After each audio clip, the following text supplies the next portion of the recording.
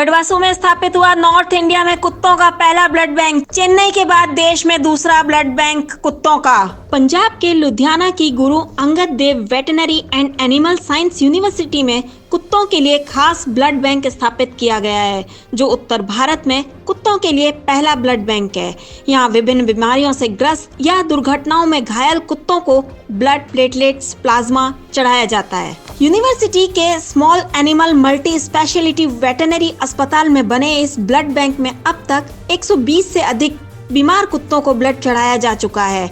Medicine department के associate professor व blood bank in charge doctor Sukriti Sharma ने बताया कि ब्लड बैंक स्थापित करने पर 50 लाख रुपए का खर्चा आया है। उनका कहना है कि department of biotechnology government of India की ओर से अब तक देश में डॉग ब्लड बैंक के केवल 2 प्रोजेक्ट ही शुरू किए गए हैं। इस तरह का पहला blood bank Chennai veterinary university और दूसरा लुधियाना में है। यहाँ अत्याधुनिक मशीनें हैं। क्रायोफ्यूज मशीन कुत्तों से प्राप्त रक्त में से RBC, red blood cells, plasma, platelets को अलग करती है।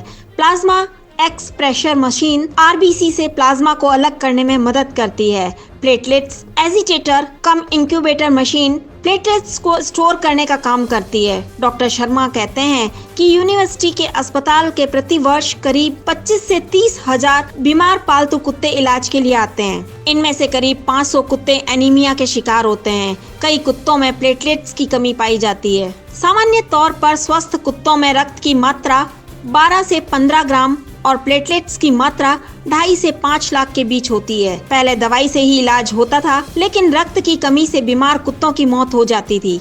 अब ऐसा नहीं है। I am doctor Sukriti Sharma, associate professor at Guru Angad Dev veterinary and animal sciences university Ludhiana.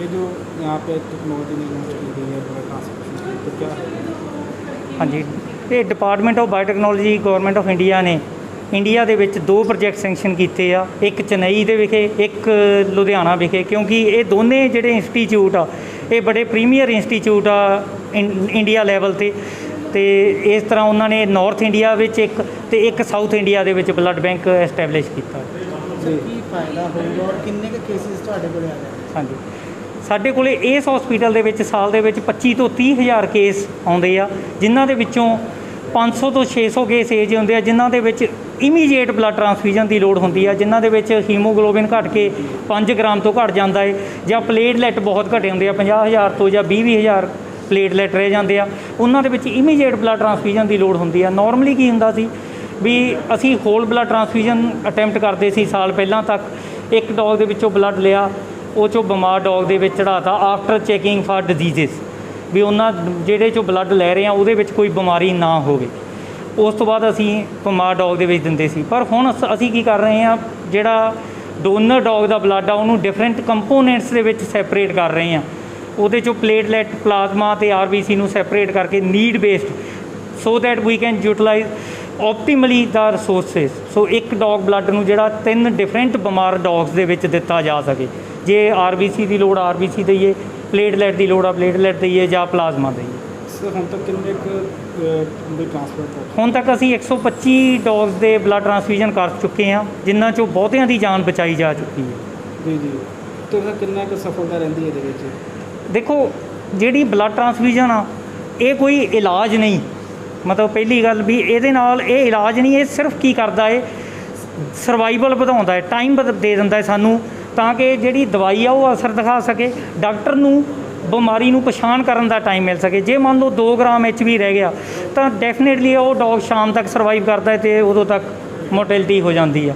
ਪਰ ਜੇ ਅਸੀਂ ਟਰਾਂਸਫਿਊਜ਼ਨ ਕਰ ਦਿੰਦੇ ਹਾਂ ਤਾਂ ਉਹਦੇ 'ਚ ਖੂਨ ਵੱਧ ਕੇ 2-2.5 ਗ੍ਰਾਮ ਤੋਂ ਵੱਧ ਕੇ 5-5.5 ਗ੍ਰਾਮ ਤੱਕ ਪਹੁੰਚ ਜਾਂਦਾ ਹੈ, ਅਤੇ ਕੁਛ ਦਿਨਾਂ ਦਾ ਟਾਈਮ ਮਿਲ ਜਾਂਦਾ, ਸਾਨੂੰ 5-7 ਦਿਨ ਦਾ ਟਾਈਮ ਮਿਲ ਜਾਂਦਾ ਹੈ, ਜਿਹਦੇ 'ਚ ਦਵਾਈ ਅਸਰ ਦਿਖਾਉਂਦੀ ਆ ਅਤੇ ਡਾਕਟਰ ਉਹਨੂੰ ਬਿਮਾਰੀ ਨੂੰ ਪਛਾਣ ਕਰ ਲੈਂਦਾ ਹੈ। ਸੋ ਹਾਂਜੀ, ਕਿੰਨਾ ਸਾ ਪ੍ਰੋਜੈਕਟ ਹੈ ਇੰਡੀਆ ਦਾ ਦੇਖਿਆ ਚੇਨਈ ਤੋਂ?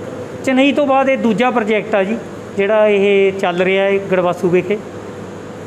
ਜੀ, ਕਿੰਨੇ ਮਤਲਬ ਬਾਕੀ ਸਟੇਟਾਂ ਤੋਂ ਵੀ ਡੌਗਸ ਆਉਂਦੇ ਨੇ? ਹਾਂਜੀ, ਸਾਡੇ ਇੱਥੇ different state, Punjab up to Delhi, Haryana, Himachal, Uttaranchal, Delhi, ਇੱਥੇ ਸਾਰਾ ਨਾਰਥ ਇੰਡੀਆ ਦੇ ਕੇਸ ਇੱਥੇ ਆਉਂਦੇ ਆ। ਰੈਫਰਲ ਹਸਪੀਟਲ ਆ, ਜਿਵੇਂ ਆਪਾਂ PGI ਨੂੰ ਮੰਨਦੇ ਆ ਵੀ ਹਿਊਮਨ ਹੈਲਥ ਦੇ ਵਿੱਚ PGI ਚੰਡੀਗੜ੍ਹ ਆ, ਉਸੇ ਤਰੀਕੇ ਗੜਵਾਸੂ ਲੁਧਿਆਣਾ ਜਿਹੜਾ ਹੈ ਉਹ ਗਿਣਿਆ ਜਾਂਦਾ ਹੈ ਵੀ ਐਨੀਮਲ ਹੈਲਥ ਕੇਅਰ ਫੈਸਿਲਿਟੀज़ ਦੇ ਵਿੱਚ ਗੜਵਾਸੂ ਲੁਧਿਆਣਾ ਨੰਬਰ 1 ਆ ਨਾਰਥ ਇੰਡੀਆ ਦਾ।